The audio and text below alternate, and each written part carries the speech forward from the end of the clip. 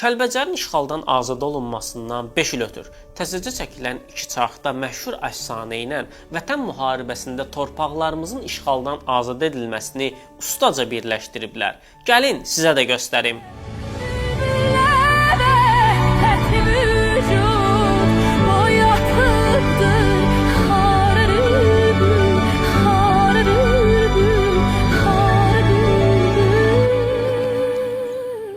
Azərselin hazırladığı qısa filmdə Bülbülün hekayəsi göstərilir. Xarı Bülbül əfsanəsinə görə bir gün külək hər kəsə diz çökdürür, ancaq gül ona baş əymir. Onu ayaqda saxlayan bülbülün sevgisi olur. Burada da həmin bülbül göstərilir.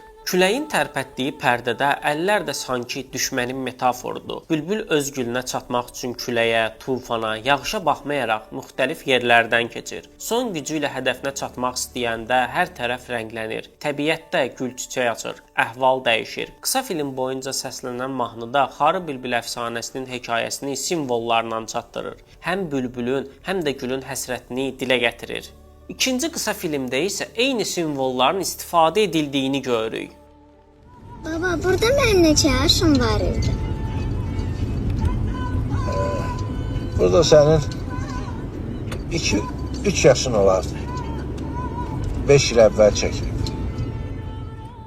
Burada da Vətən bağı mahnısı eşidilir. Baba ilə nəvəsi birgə işğaldan azad olunmuş ərazilərə səyahət edirlər. Onlar Füzulinin Qaraxanbəyli kəndində Vətən müharibəsinin ilk şəhidləri üçün ucaldılmış abidədən keçirlər. Yağışlı hava oxşar qəmgin ab-hava yaratsa da yollarına davam edirlər. Eynilə bülbülün öz gülü üçün etdiyi kimi. Sonda isə balaca qız atasına qovuşur və aydın olur ki, onun atası işğaldan azad olunmuş yerlərdə inşaatla, gələcəyi qurmaqla məşğuldur. Burada həsrətin sona çatması bir neçə qatda işlənilir. Ata qızına, gül bülbülünə, evlərindən didərgin düşən insanlar öz yurd yuvalarına qovuşur. Artıq günəşli günlər, bərpa olunmuş abidələr, yenidən canlanan Qarabağ bizi gözləyir. Qovuşmaq heç vaxt belə gözəl olmamışdı.